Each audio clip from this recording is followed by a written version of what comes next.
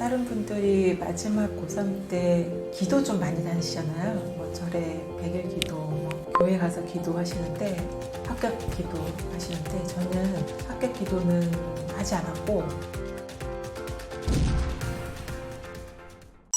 아이가 고3일 때 특별히 해주신 게 있으신가요? 아이가 고3 때 팬데믹 기간이었어요. 근데 아이가 이제 고3이 되기 직전에 저한테 제주도에 딱 1년만 같이 와서 생활을 해줬으면 좋겠다라고 이야기를 했습니다.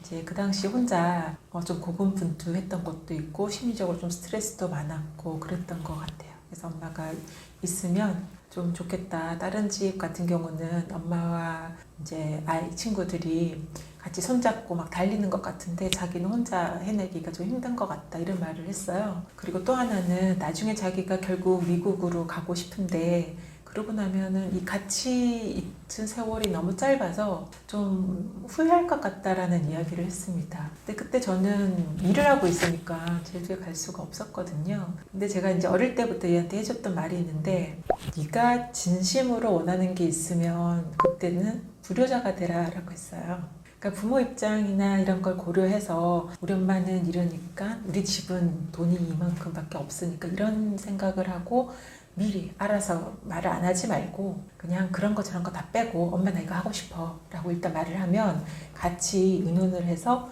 그 방법을 찾아볼 수 있다라는 이야기를 늘 해줬거든요. 그 카드를 얘가 이제 그때 좀 썼어요.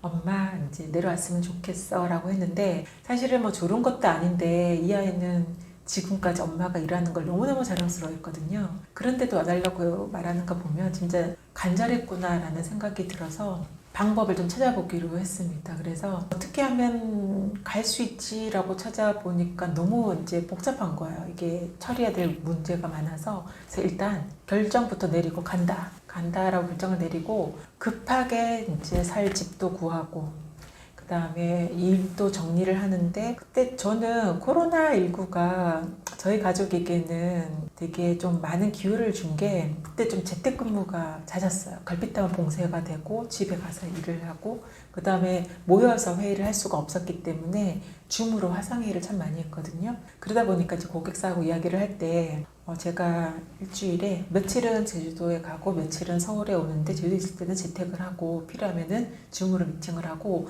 중요한 이제 회의는 또 서울에서 할 수 있을 것 같다. 좀 그렇게 할 수 없겠냐라고 좀 이야기를 했는데 오래 일을 해왔던 분들이어서 흔쾌히 너는 어디 가서든 책임감 있게 일할 수 있을 거라고 믿어라고 하시고 거기에 대해서 어그리 해주셨어요. 그래서 제주도하고 서울을 이제 왔다 갔다 하는 생활을 시작을 했습니다. 그게 사실 육체적으로는 좀 힘들었어요. 왜냐면은 첫 비행기 타려면 새벽 5시에 일단 공항으로 가고 거기서 비행기를 타고 내려가서 이제 아이 재택하면서 아이 밥도 해줘야 되고 살림 다 해줘야 되고 다시 또 이제 이틀 정도 있다가 또 서울에 9시까지 또 출근하려면 또 새벽까지 비행기를 타고 출퇴근을 뭐 5시간 이렇게 했는데 그게 저는 좀 나쁘지 않았던 것 같고요. 왜냐면은 충분히 제가 저 스스로 좀 생각할 시간도 가질 수 있었고요. 그 다음에 이제 제주도에 딱 갔는데 저는 이 애가 간절하게 원했으니까 가면 멘탈이 붕괴되어 있을 줄 알았거든요.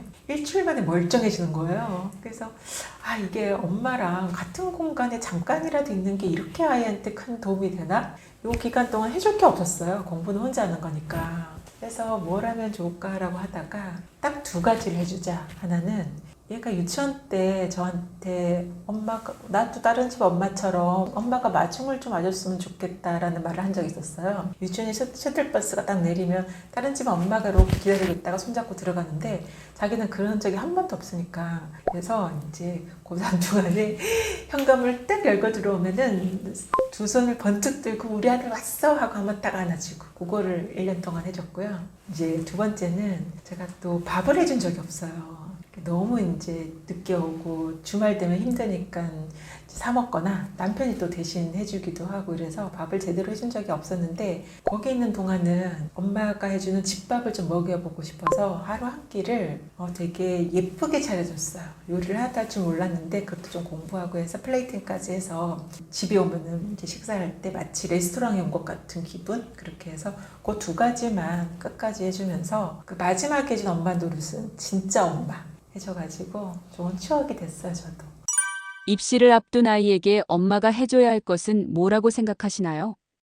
입시생이 되면 이제 엄마나 아이 모두 긴장하거든요. 그리고 보통 다들 은둔생활 하세요. 그래서 서로 만나는 것도 부담스럽고, 특히 또 잘하는 아이들은 다 주목해요. 저 아이가 어디 합격하나, 결과 어떻게 되나, 부담 100배거든요. 그래서 또 은둔하시게 되고. 그래서 이제 국제학교 같은 경우는 어떻게 전형이 진행이 되냐면, 이제 10개 정도 대학에 원서를 내요. 그럼 이제 지원하는 날짜, 합격되는 그 결과 발표일이 다 다른데, 이제 아이들마다 한 명씩 두 명씩 이제 학교 발표가 나면 이게 합격했다고 해서 막 좋아할 수가 없는 게 옆에 아이는 떨어져 있거든요. 그래서 좀 잠시 조용히 있어야 되고, 또 막 떨어지고 나면 하나 떨어지면 괜찮은데 계속 줄줄이 떨어지면 이게 멘탈이 정말 힘들어요. 그래서 이게 이제 결국에는 맨 마지막 1년 동안에 가장 필요한 거는 학생도 그렇고 엄마도 그렇고 이게 마음 관리가 정말 중요하거든요. 저는 그래서 일단 다른 분들이 마지막 고3 때 기도 좀 많이 다니시잖아요. 뭐 절에 100일 기도, 뭐 교회 가서 기도하시는데, 합격 기도 하시는데, 저는 합격 기도는 하지 않았고, 이 아이가 모든 대학을 다 떨어졌어도 괜찮다라고 말할 수 있는 엄마가 됐으면 좋겠는 거예요. 이 말로는 괜찮다 할 수 있어요, 저도. 근데 애들 알거든요. 안 괜찮다는 거를. 진짜 제가 괜찮아야 진심으로 위로를 해줄 수 있을 것 같아가지고 1년 동안에 내내 했던 거는 계속 상상했어요. 합격을 상상한 게 아니라 다 떨어진 순간을 상상하고 괜찮아. 이게 끝이 아니야. 이거를 내내 마인드 컨트롤하고 그렇게 진행을 했고요. 근데 이게 상상만으로는 좀 힘들더라고요. 그래서 제대로 가 있을 때는 이제 짬짬이 올레길을 걸었어요. 결국에는 420km?